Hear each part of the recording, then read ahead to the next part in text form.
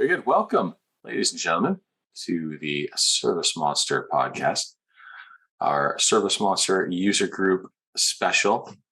We've got a handful of things today. A lot of them are pretty exciting for me, but I think you'll get some enjoyment out of them too. A little sneak peek of what's to come, peek behind the scenes, and celebrating our 20th anniversary. I started ServiceMonster July 1st of 2003, and a month later, I acquired my in-house business partners, Eric and David, and that was August 1st. So they consider that the first day of ServiceMonster. So I'll give that to them, and it has been 20 years.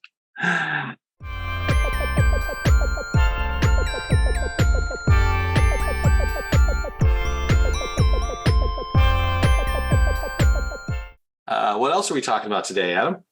So many things. And while we're waiting for people to trickle in, I still find it funny. It didn't even dawn on me until literally a couple of weeks ago when we were talking about this, but it's my high school 20-year reunion too. So you guys started ServiceMonster a month and a half after I graduated high school. So I think it kind of makes my brain explode a little bit. Just I'm older than I feel. Yeah, as far as what we got going on, as people start trickling in, a lot of fun stuff.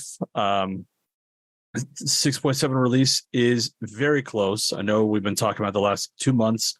If you guys are curious as far as what that entails, go watch the recording a few weeks ago that we did in the middle of July. Went through the month view, went through the FMS edits, talked about some of the new merge fields that are going to be there.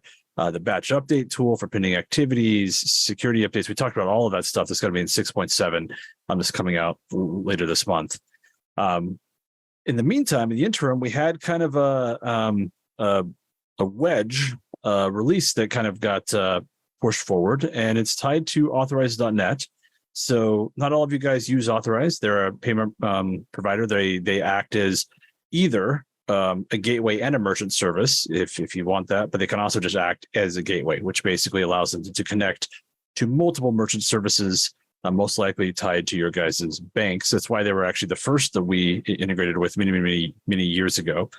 And because it's been so long, we were due for an update and kind of just updating kind of the back end, updating some of the infrastructure, getting some new features available, some of which are more immediate for you guys, and some of them are also just more immediate for us and make future updates a lot easier for us as well.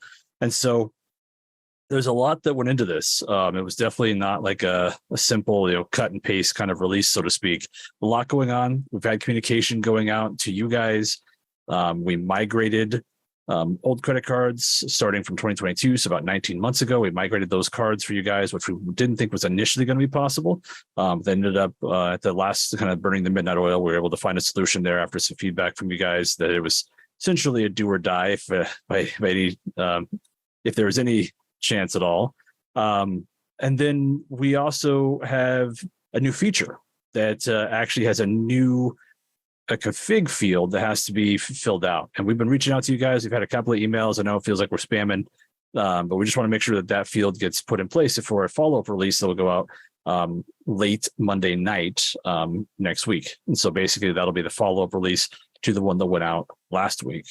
So both of those are tied to Authorize.net. It involves essentially all of our apps, ServiceMonster 5, ServiceMonster 6, our internal processing system got updated. And the mobile app will follow up very shortly after that with the very same changes there as well. So all of that's the TLDR on that is the 110 Authorize.net users on ServiceMonster are affected by this. Nobody else is. Yep. So that's number one. If you don't know if you're an Authorize.net user, you probably aren't. So you probably don't have to worry about it. If you are, we've been sending you communications. We've been trying to reach you about your car insurance. And we really need to get a hold of you. Otherwise, you're going to lose your ability to charge cards here in the next few days. To those people who saw the early release that said we were going to not migrate cards and that you were going to have to port in your card. So first of all, that was a big misstep on our end. We apologize for that. Left hand didn't know what the right hand was doing in its entirety. David My partner, who I can definitely throw under the bus on this one a little bit, did not do his due diligence, did not think about what it might mean to business owners if they didn't have access to the cards that they had on file. And so made a kind of a snap judgment about that migration, which we, based off the language, accepted as a not possible, right? And it was a heartburn situation for Adam and I before it got into the users. And of course, there was a handful of you guys who were really upset, rightfully so, upset about that. It was going to affect your business, your cash flow. And we've never done that in 20 years. So David, having understood the importance of the issue, I'll say it that way, went back and found a way to port them over. Again, it wasn't easy, but he's a great engineer. And so he worked all night and made it happen. So I apologize for that. That was definitely an internal misstep here. That's just kind of rare for us. But again, no harm, no foul. We did create anxiety, so there's some harm there. But at the end of the day, you guys were made whole. So we're very, very happy that we were able to come to that resolution. So, and again, none of you guys should witness a change. Now, your ears perked up. I know for a fact, if you're listening, your ears perked up. And I said a mobile release coming soon. We dug up a mobile release from, and I don't want to go into how difficult this was, but we had a problem where we weren't able to build what's in production now. We have the version that we're going to produce, which has light in it and a new facelift. It's beautiful, but that's still a few months out. But with this payment issue and another issue that Google is getting grumpy about, it was worth the effort to go back and check that out. So Adam, did you want to give them a teaser into our favorite little feature? Not feature, but I would consider this a bug fix, but it's more like an annoying fix, not a bug fix. Right. So we were going to mention this as soon as we knew that we were 100% in the clear. It got brought up in SMUG. I'll actually reference that post when we get to that point later today. This has been an ongoing issue. It's easily the most talked about concern when it comes to the mobile app. And that's basically that you have to log in a lot, whether it's once a day, whether it's multiple times a day.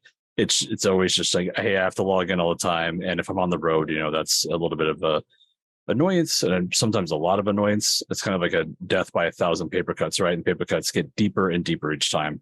While we were going through this, since we were building on the production build, it sort of was one of those things like, hey, listen, if we can knock this out, we can figure out what this problem actually is, because we've attempted multiple fixes for this. Yeah, it's not working as designed. So you can call it a bug in that respect, right? It's supposed to leave you logged in for a week. How long did we want mobile? So the way that it works is as long as you're active in it within 24 hours, it refreshes up to 7 days. So if you hypothetically logged in on Monday, you're working every day, Monday, Tuesday, Wednesday, Thursday, Friday. Each of those days, it would recognize you as still a valid user and continue that usage. Come back on Monday, you'd have to log in one more time. And that's essentially how it's supposed to work. And it's not working that way at all. Correct. Yeah. But Ethan hopefully found the way to resolve that in this next release. Yeah. So it hasn't fully passed testing. I kind of look at it as if you're looking at like a 5-step staircase, we've gone 4 steps. There's still a couple of things we need to iron out there. But initial testing, the token did last over the weekend. And when we came back in on Monday, testing from Friday, we were still just right into the app. So multiple steps forward, still have a couple to actually pass that. But we will have hopefully a release for that later this month as well. And we'll shout that one from the rooftops when that's out to make sure all of you guys have that and everyone can kind of take a breath and heal those paper cuts. So yeah, for sure. It's by far and away the number one complaint of the app. Yeah. Yeah. Absolutely. By not even close, like multiple factors. You can't even see second place from with your 10 to the negative 20 type of thing. Exactly. The other thing that we've been talking about, and we'll have Asher hop on here for just a second. We had a discussion about this in the June Ask Live, I think. That's something we've kind of been talking about off and on, and that is some of you guys have likely noticed, because a few of you most likely still log in through our brochure site.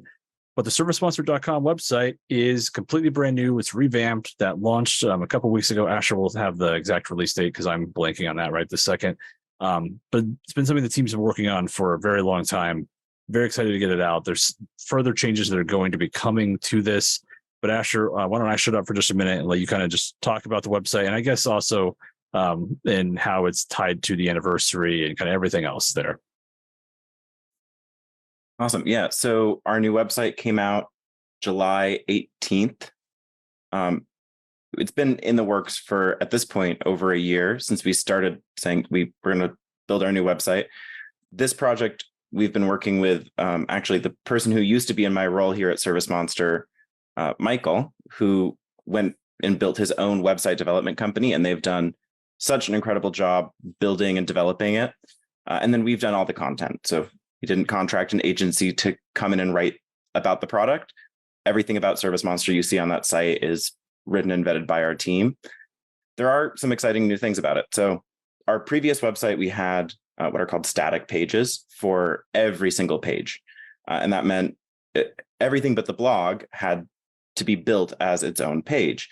Whereas this site uses a ton of different database collections that then populate those pages. What that means for you is that there are a ton more pages that go into detail about the product. So we have pages for individual features now, instead of saying, everything related to, getting paid and making money. We now have, the invoice page, the commissions page, and so on. And the other thing that you might want to check out on the website is the integration section. So currently, it's mostly the same information you'll see in the SM6 marketplace, but we're working with our vendors, or I guess they aren't our vendors, our integration partners. And we're working with them to build better content to live in that space. So instead of seeing just the basic description of what the integration does, you'll get a lot more information about how it connects with ServiceMonster. We're linking out to support articles from there. So if you're in that process of deciding if you're going to go with an integration or not, our goal is to make that kind of the one-stop shop. And as it ties to the anniversary, conveniently, with the website coming out less than 2 weeks before kind of our anniversary month, we looked back at a lot of our past websites. So the first ServiceMonster website went live in 2003, and we've had a lot of websites since. I dug through a bunch of them and wrote up a blog post that I'm quite fond of, and I hope you'll take a look at. And it goes through all of the past, many of the past websites pulled from the Web Archive, which is this archival service that takes websites and stores them for just about forever. So you can kind of browse through there, see how our website has changed. And it, I think, tells kind of the story of the company too, as you see it through the website. And they go so far back that it's even before the ServiceMonster name. So I will share a link to that. And it's a good way to kind of see our trajectory, both in websites and in history. Yeah, I think that's one of the things you guys should really take away from this is, when was the last time you updated your website? Small updates, big updates, et cetera. Because there are other things behind the scenes as far as the reasoning for this, trying to improve SEO, trying to improve load times on certain things, a bunch of things that Asher knows much deeper than I would, that you guys don't necessarily care about directly. But it all ties into things you do care about in terms of making sure that your website's ranked properly. If someone's searching for carpet cleaning in Seattle, where do you rank in that? Like, where do you fall? Because we've talked about this ad nauseum. We've had specific podcasts and Ask Live events to talk about websites in particular. But I think that's kind of the biggest takeaway is, what shape is your website in? And is that something that, maybe you want to take a look at and so forth? Because it was definitely critical for a lot of things on our end, and we're definitely happy to get that out. So excellent work, Asher and Kim and everyone involved. So I think we can kind of segue that into, I know Joe kind of just came right out of the gate with it, right? I should have worn my party hat, and I have one of the, I forget what those things are called, where, but yeah, it is the 20-year anniversary for ServiceMonster, which is still kind of shocking. And Yeah. it's a pretty incredible thing. I've been here for 25% of that. So just I'm on year 5 now, and it's been incredible for me. And, there's a lot of stuff that's tied to the history. Joe talks to the team about it all the time. Like knowing who you are is, big deal in terms of growing and improving. And we wanted to share some of that with you guys. And the blog post that Asher referenced, we'll circle back around to that at the end as well. But highly recommend you guys take a look. It kind of talks about that if you guys are curious at all. I think it's an interesting story. And I kind of wanted to, just while we're on the show here, just talk a couple of highlights, because Joe and I could easily talk for 2 or 3 hours, probably about all of this. But I guess just a couple of highlights in the history, Joe, as far as maybe the move, maybe when you started FMS, maybe some of the major kind of platform like apps like SM5 or SM6, anything that like kind of just jumps out as just highlights in this journey that you've helped build. Yeah, I mean, there's 2 threads we can run, right? One is related to tech, just in general, as a ServiceMonster as a tech company. And then the other as it relates to our customers as business owners, parallels that they can draw, right? And I won't go into the whole deal. I am writing a book, so on the general SaaS environment. Obviously, our clients directly might not be. It might not be a book you guys would be interested in, but it does summarize a lot of this and the mistakes that I've made. And I've talked about this before. Some of the mistakes I've made early in the company ended up costing me about $900 million is all. Still a great company. ServiceMonster is amazing, and we've got a great valuation, but it could have been $900 million more. I mean, that's a quantifiable reality. I can show that on paper. So that hurts, that stings. But again, very successful company over 20 years. 92% of all SaaS businesses fail in 3 years. And so here we are 20 years later.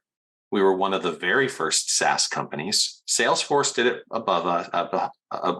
before us, of course. 1999 is when they got together in San Francisco in a little apartment. And but they had big money. They already knew what they were doing. They were highly educated, high-level executives. They had lots of connections, and they took an intranet application and sold it as an internet application, because all of a sudden big companies could buy broadband. And that opened up the gates for them. And 4 years later, they made it public. And that was kind of the beginning of the SaaS industry. We had started like a year and a half before they went public.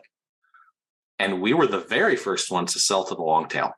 Like, I can't find a single company, and I have researched hard, talked to tons of VC firms, other SaaS founders, other SaaS leaders, and I cannot find a single company that did it before we did to the long tail. So small business owners, right? B2B. Carpet cleaning, we chose carpet cleaning. That may have been not the wisest decision, just in general, from a tech company. It shielded us, so it was a lot of good, because I didn't know what the hell I was doing. We stumbled into this in general. It was just the next logical progression for me. But we have a footnote in the foundation of SaaS, which was a zero industry when we started, and now it's like, I have to go pull my paperwork on it, $180 billion industry per year right now. Yeah, it's just massive. We've grown at 18% a year, although there's a retraction happening now. But yeah, so that's the tech journey. As a ServiceMonster, as a tech company, we've had many groundbreaking things. Like, some of our tech that ServiceMonster runs on, there would be other tech built in parallel. Like right now, if I were to start ServiceMonster right now, the amount of effort required would be infinitesimal compared to the amount of effort required to what we had to put into it, like infrastructure costs, framework costs, development, like the whole nine. It's just a million times easier now. But yeah, that's just a testament to us. So we did a lot of the back end stuff that you can just buy off the shelf now, that now are whole companies. So we essentially built like 6 or 7 entire companies inside ServiceMonster as far as technology goes to get us off the ground. Knowing your market, knowing what you're doing. Like, I didn't understand any of that when I first started. I was just a schmo who could code, just like a lot of you guys are just schmoes who could push a wand or clean a good piece of glass. I just did it in tech. and we bootstrapped. We didn't get VC money. No one would give us money. Like we couldn't even get a call. And so, we just shoveled money in the company for way too long. We were too stubborn. We should have quit a bunch of times. And in year 5, we finally hit some profitability because of Fill My Schedule. We put that another revolutionary program. To this day, VCs won't take a lot of value in Fill My Schedule. I mean, there are some that do, believe me, but in general, it's a hard product because I've got a physical location. Right. It was the thing that was hit the worst in the beginning of the pandemic. I had to Fill My Schedule offline. That's like, 100,000 a month or whatever the revenue on.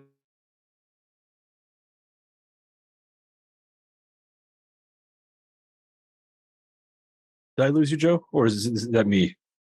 Oh, that must be me. Yep.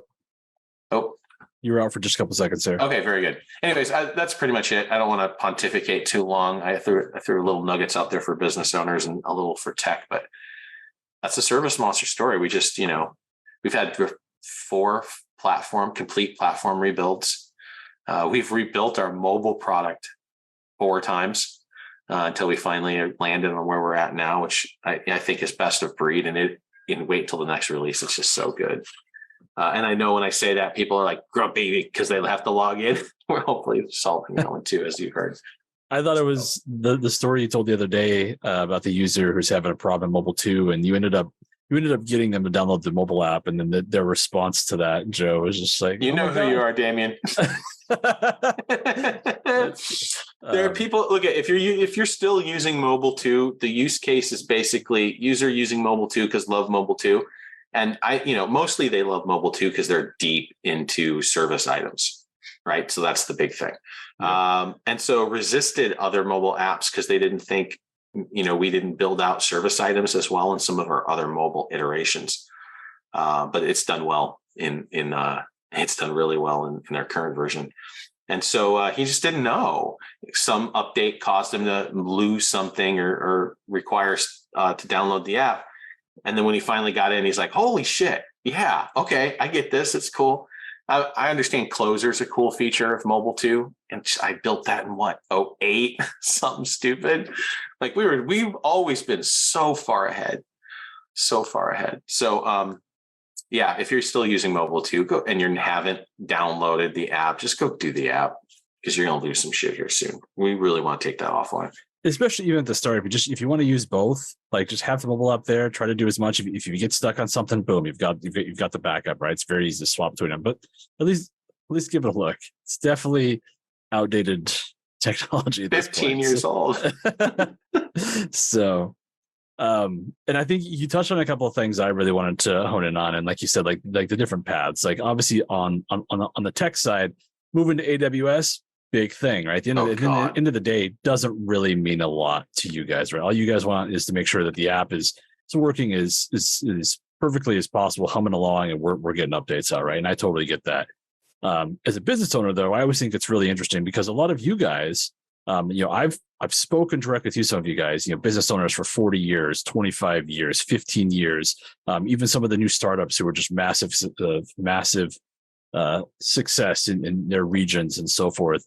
And you guys, look, don't sit there, pat yourselves on the back, eat a bunch of grapes all day, and just consider yourself like, hey, it's done. I made it to the top. But just take that 1 minute, just like, hey, this is hard. Like there's a lot of businesses that go to business, like Joe said, very, very, very quickly. Each industry is a little bit different.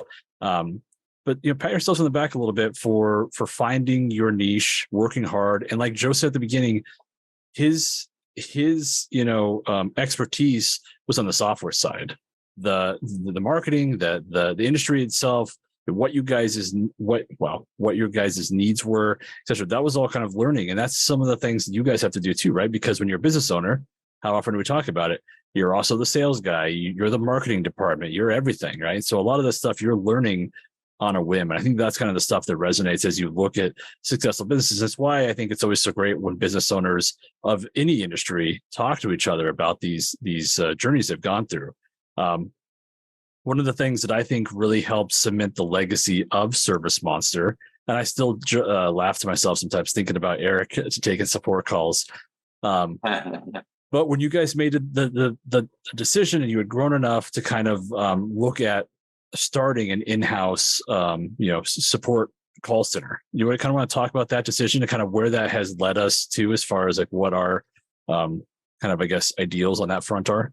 You mean super agents? No. Just the support, just call center. Oh, you as a mean whole. customer support? Exactly. Yeah, I mean, because obviously ServiceMonster's legacy is not only in the great product, but the customer support is, we often get customers who pay attention, who go, damn, you are the gold standard by which I want my customer support to be measured. And that's, I've taken a lot of pride in that, and the team that we have is absolutely phenomenal. That was a non-negotiable from day one. So, because we were doing something so new, right? Like people, they would always ask, like 10 minutes into the conversation, wait, where is my data? It's not on my computer. This concept was so foreign to them. Like for your average business owner, not until the iPhone dropped did that question go away. And then it went away overnight. As soon as they had iPhone, they're like, oh, cloud, I get it. Then that was it. No more questions. But that didn't happen until like 2007. So from 03 to 07, I'm fielding we had a list of why it was better for us to keep your data than it was for you to keep your data. And that's why we've always been very sensitive to, you own your data. We're just the stewards. We're just safekeepers, right? We just know how to protect it like a bank. And that's how we've always looked at it. But the customer support was paramount from day one, because my environment was call center. My environment was customer support, right? After biomedical polymer, like I hung out in essentially financial call centers, whether I was consulting or, doing work for AutoZone or whatever. And so customer support was like, oh,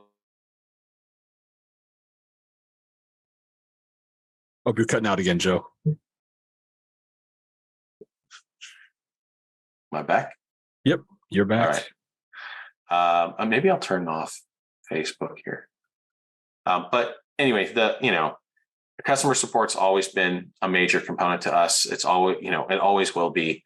We're one of the very last CRM companies, SaaS companies, that have phone support. We're certainly one of the very last ones in the cleaning industry. Most of the time you're directed to some sort of weird blue chat button, right? That's what you have to do. So yeah, we recognize the fact that our business owners aren't tech savvy. Like that's generally not their job. That's our job. And so we try to develop the platform and products such that it's either super easy to use, super easy to learn, or we're super there and helpful and ready to support you.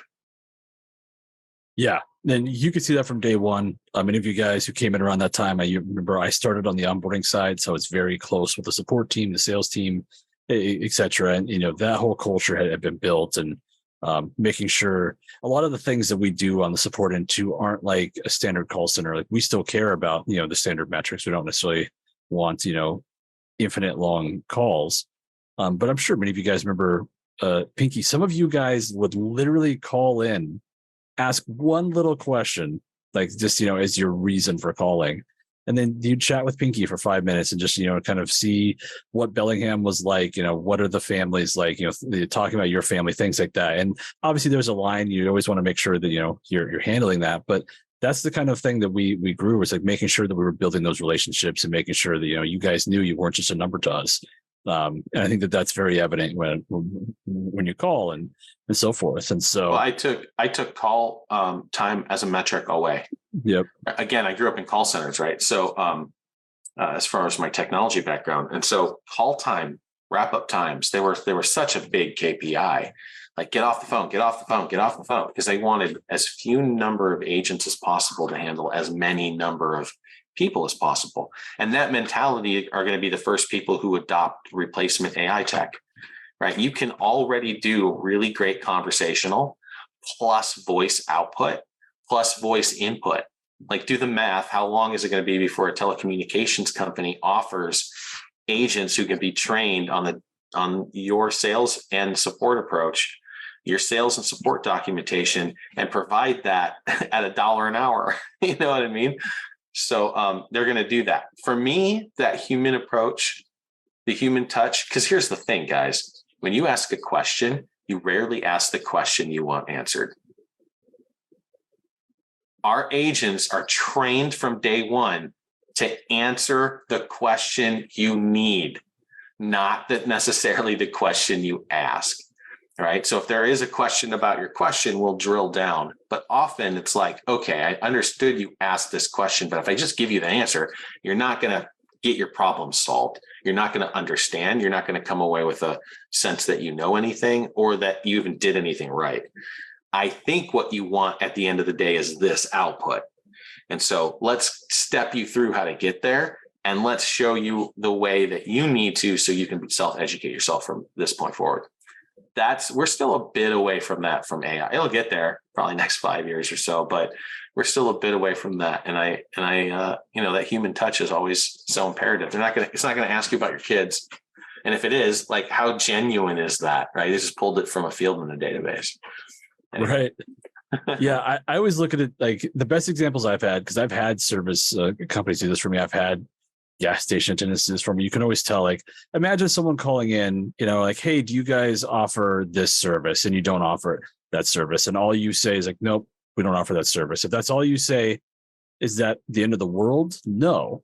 But, if you go above and beyond, maybe you have a connection with someone else, or maybe you just ask, what is the issue that you're having? And it leads to, a further conversation. You can immediately win someone over with just that, because you took those extra 5 seconds to just figure out what the actual problem was instead of just immediately turning them away.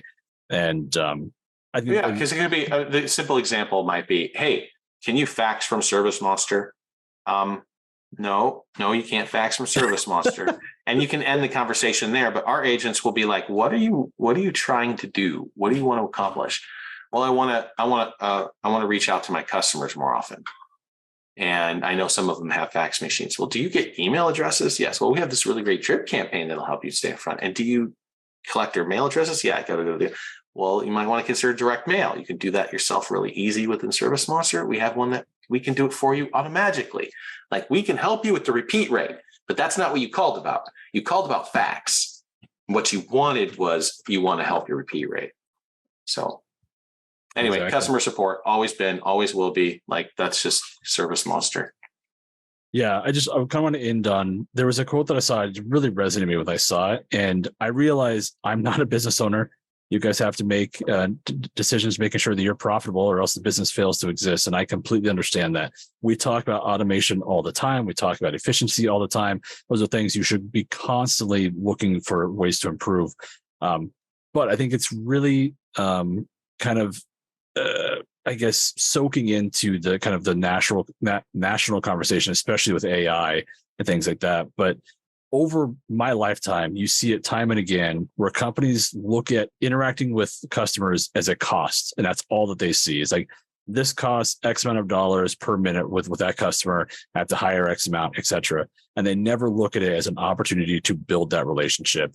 I think that that's something that you guys know first and foremost. It's a big reason why it's so hard for some of you guys to get off the truck to begin with, right? Like, losing that ability to be the one who's in the field, in the house, taking the phone calls, because you're the business, you're the, you have the lifetime of experience as far as cleaning these, that you want to have that perfect answer. Well, the answer is sort of building that culture so that whoever follows in your footsteps is doing those same things too, right? And it's obviously easier said than done. Joe and Eric and the rest have really done a great job here to build that culture up. But I think it's just kind of the thing that I think would resonate the most with you guys and decisions you guys have to make on a daily basis. So, but I think we can end it there. We've been talking a lot. I really just wanted to celebrate you guys. I hope all of you take a minute to pat yourselves on the back. Maybe if you're sharing the business with an owner or with another owner, or your partner, maybe give yourselves a nice dinner or something like that as a treat, and just say, hey, we made it 5 years, we made it 20 years, we made it whatever it might be, because you guys are all doing great, and we're happy to be along with that journey with you. Absolutely. Woo. one other thing, Asher, if you didn't already, make sure you share that blog post. We referenced it when he talked about the website. You did. I saw that. Perfect. So if you guys have a chance, you want to look at that, I think it's interesting, and maybe you guys can learn a couple of fun things. I really wanted to make the joke, and you can slap me afterwards, Joe, if you need to, but I still think it's one of the funniest stories Joe and Eric ever told. I still think part of the reason why wanted to start getting those initial hires was just to get Joe off of the phone calls, because apparently when the initial onboarding calls, Joe would get so excited and animated when he'd be doing the sales calls, the calls for the sales end. Yeah. And Eric would put him in a closet basically so he could hear. Yeah. So the story goes, we had a big open room was our first kind of office space, which how we moved up from Sacramento to Bellingham. And it was me and David and Eric, right? The three working members, founders. And we're just working away, ticket. And then, occasionally I'll stop to do sales calls because we'll get a lead in and, or here's another mistake I made. I put that shit off for too long and, because I'd rather be coding. Right. And so I'll do them all next week. And so I'd have a 3 or 4 days in a month where I was doing sales. I was closing 80 to 100% of those deals, but I still would have rather been coding. That growth meant so much more to me. I was such an idiot for not selling the shit out of it. Anyway. So I'm loud. I'm passionate and I get excited, and Eric's not, neither is David. And so eventually it was like, Joe, you're the CEO and you need your own office. So they cleaned out the closet and I moved in there and I got my own office. Just so that I wasn't bothering them when I was doing my sales calls. It's even funny if you guys know David and Eric. They're both amazing people, but they are definitely on the other end of the quiet, more reserved, more focused on that stuff. And Joe and I are both kind of the more animated, excited, talking and things like that. So I just picture that. It just always cracks me up. So yeah, definitely. Woo. I did end up with the best office though by far before the pandemic. You did, been there yes. For years. That corner office, the windows, it was huge. I got the biggest whiteboard in the place. It was that whiteboard. That I whiteboard got a great got setup at home. But you guys want to talk about? You guys ever see like a whiteboard after tens of thousands of times university mathematics? Yeah, that's what it looked like. Good stuff. Yeah. Anyways, hope you guys enjoy that. We can move on to some SMUG posts we always. There were a couple of interesting posts. The first one I really wanted to kind of address because it does circle back. We have 2 of them that circle back to what we've already talked about. I just wanted to make sure no one felt like we were skipping over those. One was from Jacob, someone I actually have spoken to recently, revolving a couple of different things, but he's one who's been adamant about getting the mobile login fix. So that's kind of what we wanted to, when that got brought forth, we wanted to kind of address it here and just say, hey, we believe we have a fix that's incoming. We didn't want to say anything until we knew 100% for sure. But that's kind of where we're at right now. And we're very chomping at the bit right now to give you guys that update that, hey, it's coming and here's the release date. So be definitely on the lookout for that. The other one tied to, there was an announcement that Joe made. There were also a couple of other posts that a few users made that they actually deleted. Just in case anyone thought that we did any sort of cleanup like that, well, that's extremely rare. We would ever remove anything from SMUG, just FYI. Those users actually removed those posts themselves. But we did want to make sure that there was a post out there that addressed the authorized thing. We've already talked about that at the beginning of the show here, but just wanted to kind of address both of those things before I moved forward. The next one came in from Elite Carpet Cleaning. They asked, in terms of kind of workflow, visibility, et cetera, is there a way to access the tech notes directly from the work order? And I kind of wanted to take this one as I share my screen here. The helps you not have a million screens open. I just kind of want to go through this because some of you guys might not be aware of this, but I also kind of want to just talk about what some of the future plans are for a couple of these things. So first and foremost, the order screen, many of you guys are familiar with this, unless you are a diehard SM5 junkie. And in that case, hop on over to 6 and give it a whirl. But if you're on the order itself, you just want to look at the appointment information. There's very easy ways to do so. First and foremost, the tabs along the top here are sort of like different the directories of the same thing for the order itself, and all the appointments will always show in the appointment history. So if you've got maybe a sales appointment, you've got, maybe it's a 3-day job, you've got multiple appointments for those, all of those will be listed here, and they'll show the, start date, the end date, etc. And they will update obviously with any information you add to them. This is always an avenue. You can always come in here, you can click the appointment item here, and boom, I can see the appointment information, I can see the appointment note, and so forth. That's always an option.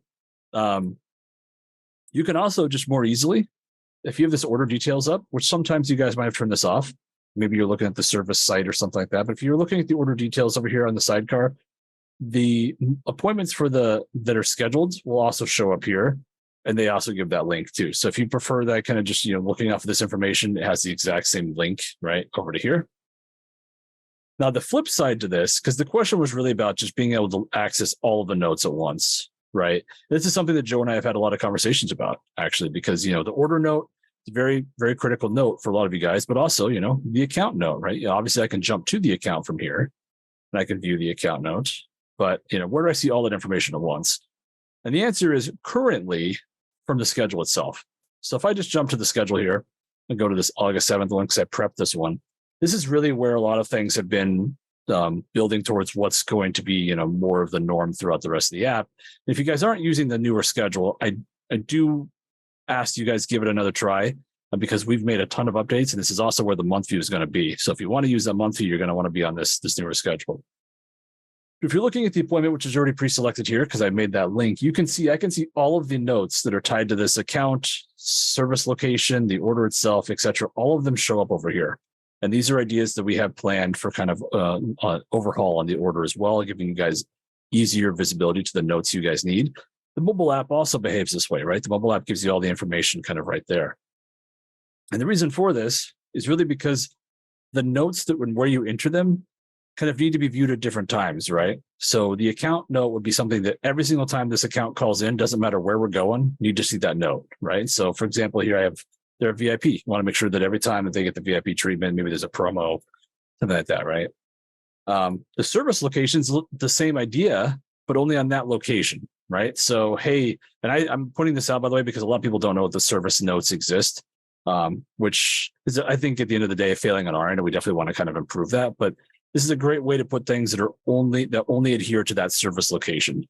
Gate codes, maybe specialized equipment. Maybe they've got some weird, 3.5-story house you have to have some extra equipment for ladder wise. Something like that would be a great note to have here.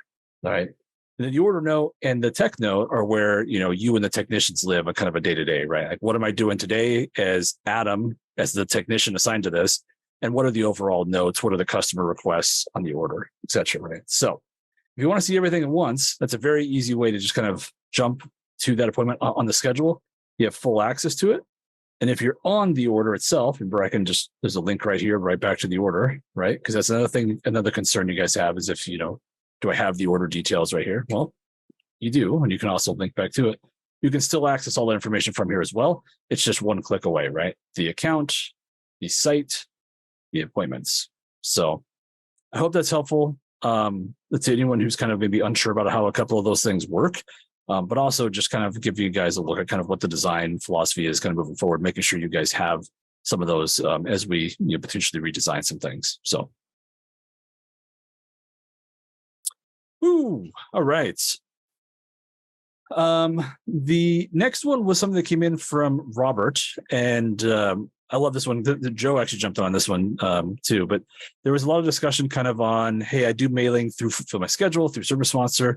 And at times, the question I have is when a card is returned due to the customer moving, is it possible to put something, like or current occupant, so it's not returned and you have to having to pay for that, have it essentially be a waste of money for that card being sent, and so on and so forth. And there was a lot of discussion in here, and that's why I kind of wanted to shine a light on it. First and foremost, there is a way for you to put or current resident is kind of the terminology there. So that is something that we can do if you want to. Not everyone wants to necessarily do that because it looks a little bit more like, marketing email rather than a personal kind of letter to the client. But that option is there. And then there was a lot of discussion on how to, just make sure that you're keeping your database as clean as possible. and kind of some discussion there. So I saw you hop back in here, Joe. Do you want to kind of chat about things you've seen over the years as far as how this works, or anything you wanted to add to that from what I've already said? I mean, obviously, there's two philosophies here. The first philosophy is get the mailer to the target in hopes that they will land a job. And if you've heard me talk about marketing and timing and solving clients' problems to any length over these last 20 years, I will sum up by saying, Fill My Schedule is an expensive blanket carpet bomb direct mail campaign. Like, I would not use. I'll be cutting out just FYI, Joe. Am I back? Uh-oh. Yep. You're back. Maybe. I think this has got some lag going on over there.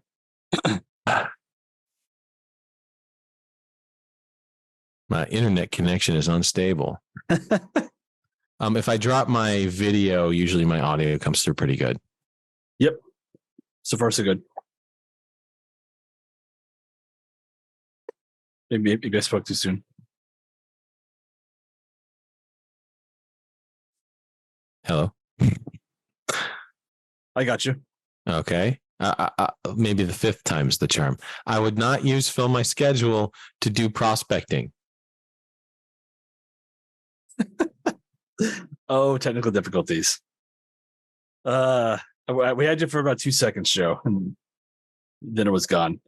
Why don't I just kind of? I think the main thing he's saying is it works in that regard. It's not necessarily what he would utilize that for, but that potential, that option does still bring in prospects if you want to do that. The other side of it is kind of what I already mentioned. It will make the message seem a little bit less or a little bit more impersonal, but it does protect you in that regard. If you have that setting turned on or Am I back? You are, yeah. Did you hear what I said? Did I miss anything? I did a little bit. Like, my main point is that's a very expensive prospecting to use Fill My Schedule. I wouldn't do that. Like, use carpet bombs and EDDM for direct mail prospecting.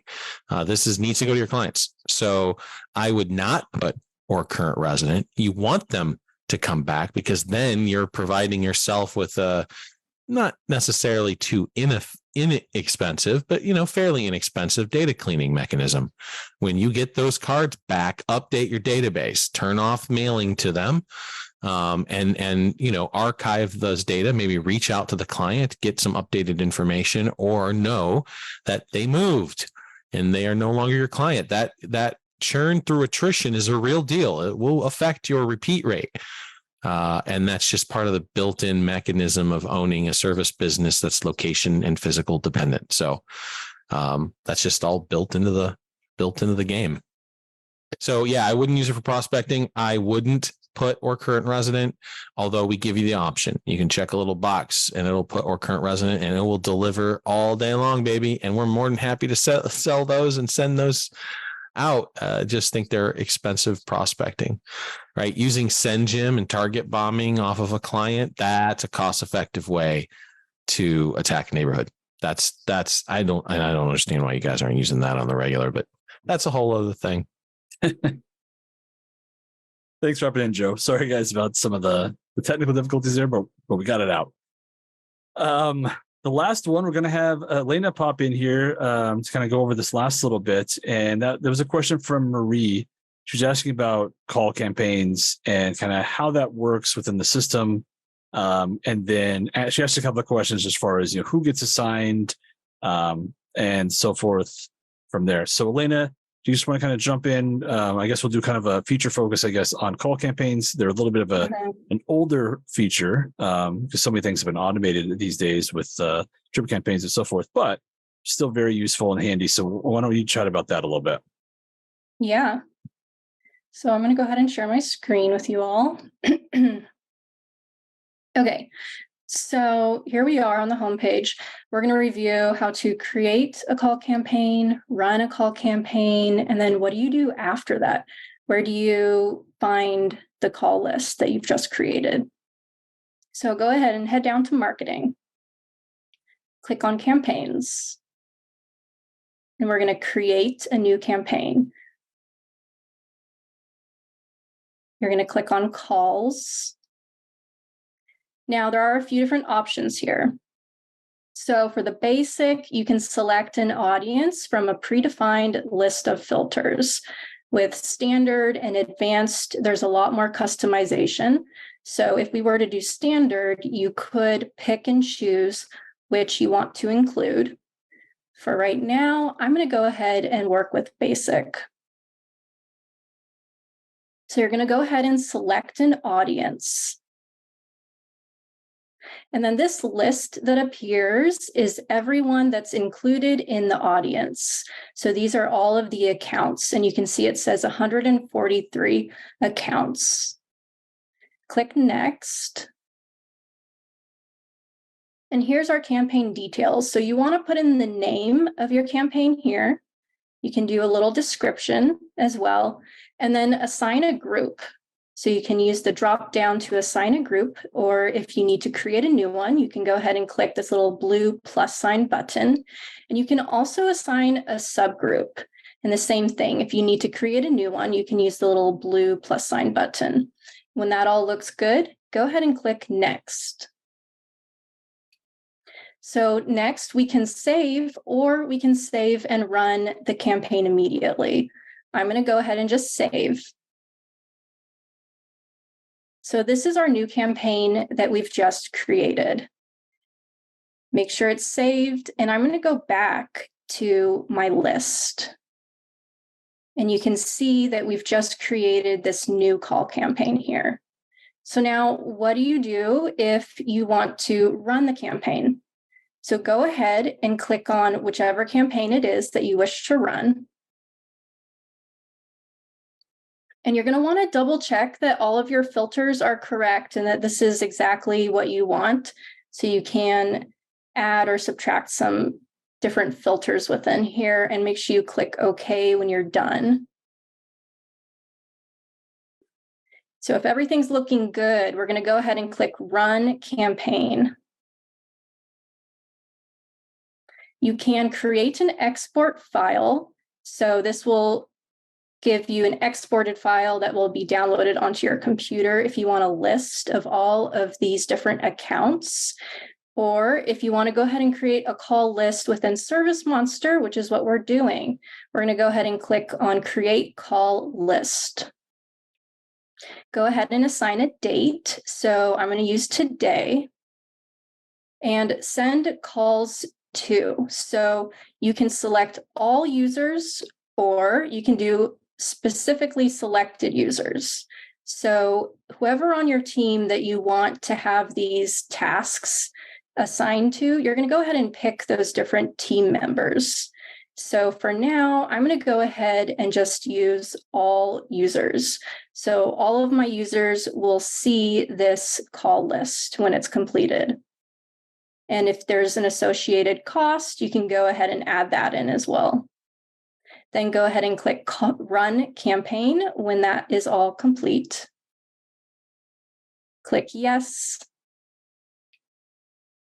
And there we go. The campaign has been run. So go ahead and click Close.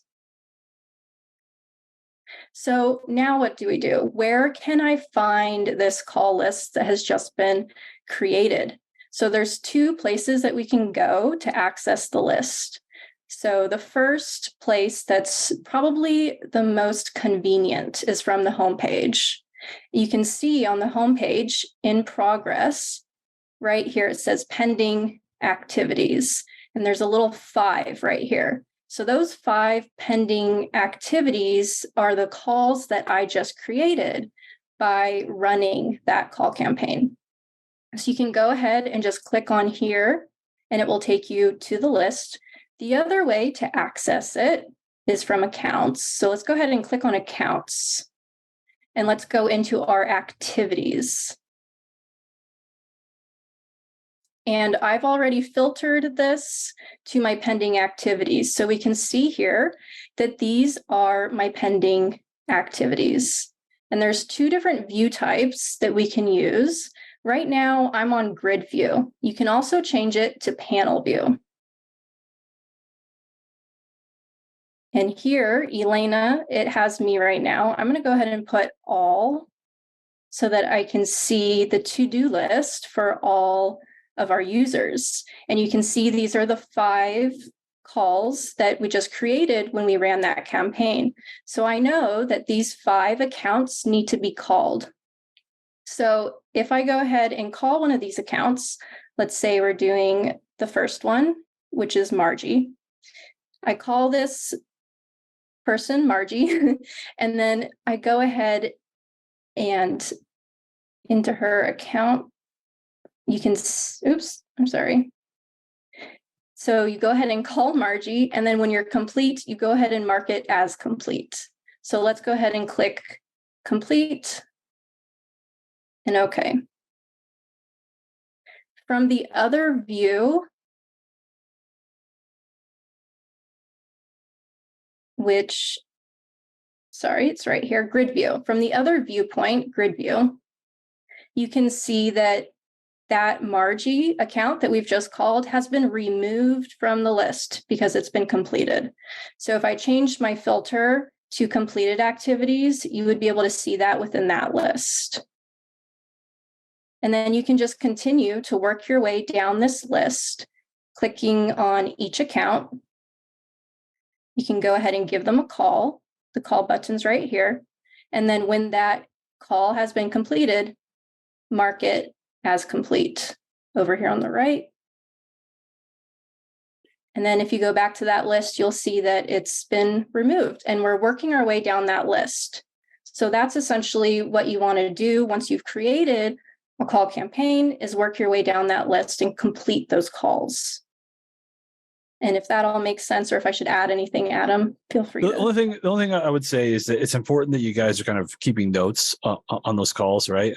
Make sure, if you left a voicemail, we have a disposition for all those things. So like when you go through, let's say you're doing 50 calls, if you want to open up one of those activities really quick, Elena, the activity itself, sorry, not the account.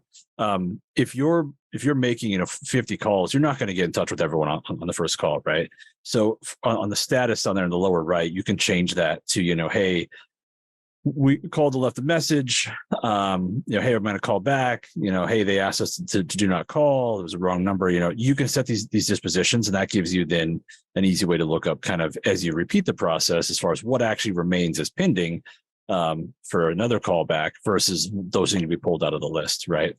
The only other thing I would mention is on that panel view, you can actually call, and you can do this from multiple places in ServiceMonster, but on that panel view, you can actually call the number directly if you have a VoIP software installed on your computer. So on this particular one, if you hit that phone number up in the top middle there, if she had a VoIP software installed, when she clicked that, it would give her the option of saying, hey, call this directly. So you can basically just go down the list, and you can keep track of the dashboard on the right, which shows how many you completed. So that's pretty much it. Just giving a big task list. In her example, she made it assigned to everyone, which basically means that there's no specific employee assigned. But let's say if you have like 3 employees that are assigned to that, it'll basically round robin. So like, let's say you've got, 30 items, each of them would be assigned 10, and it would just go through the list and assign every third one would be assigned to Adam, every third one would be assigned to Elena, and then every third one would be assigned to Joe. So that's kind of how it works. And then, you can do that export list, which allows you to use other third-party vendors. If you utilize Chirp, you can also set up campaigns like this to do voicemail blasts and so on and so forth. So lots of options all from that. But thank you so much, Elena. It's one of those features that gets used pretty heavily by some of you guys, especially when those who have larger sales teams. And so some of you guys might not necessarily be aware that it exists. So there you go. And I think, Joe, that is the last thing on the list. We completely called it. We knew it was probably going to take an hour to get through all this. Hitting that mark pretty much dead on. So an hour. All right. See you, ladies and gentlemen. Bye. Do we have anything else that we want to chat about real quick? Hope everyone's doing well. I think that's it on my end. Very good. Thank you so much for your attention. We hope you find value in these, especially when they run this long. And we will see you next time. Be safe. Where's the button?